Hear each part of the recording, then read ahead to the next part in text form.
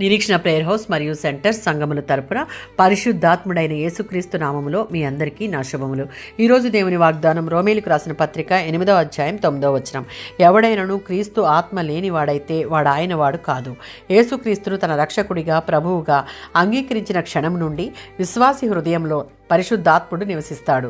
పౌలు ఇక్కడ 2 రకాల మనుషులు 2 వేరువేరు ప్రపంచాల్లో ఉన్నారు అని వర్ణిస్తున్నాడు.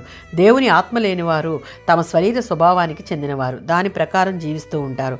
దేవుని ఆత్మ ఉన్నవారు పాపాన్ని, తమ భ్రష్ట స్వభావాన్ని పరిత్యజించినవారు.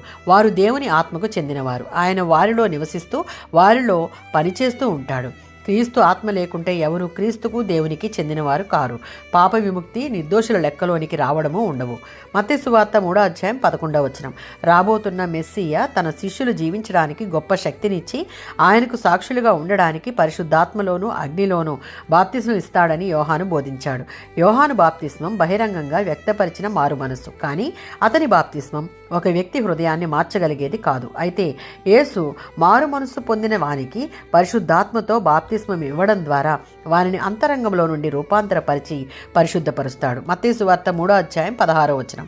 యేసుక్రీస్తు బోధ, ఆయన చేసిన స్వస్థతలు, ఆయన పొందిన శ్రమలు, పాపం మీద ఆయన విజయం, వీటన్నిటినీ ఆయన పరిశుద్ధాత్మ అవసరం లేకుండా యేసే తానుగా ఏమీ చేయనప్పుడు పరిశుద్ధాత్మ నడిపింపు మనకి మరెంతో అవసరం కదా.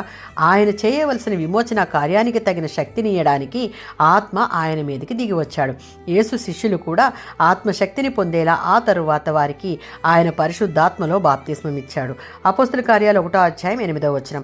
యేసుక్రీస్తు ప్రభువు రక్షకుడు అని ప్రకటించడానికి కావలసిన శక్తిని పరిశుద్ధాత్ముడు మనకు ఇవ్వడం మాత్రమే కాక ఆ సాక్ష్యాన్ని మరింత ప్రభావసహితం చేస్తాడు. ఎందుకు అంటే పరిశుద్ధాత్మతో నిండడం ద్వారా మనం తండ్రి కుమార ఆత్మలతో బలమైన లోతైన సంబంధం కలిగి ఉంటాం.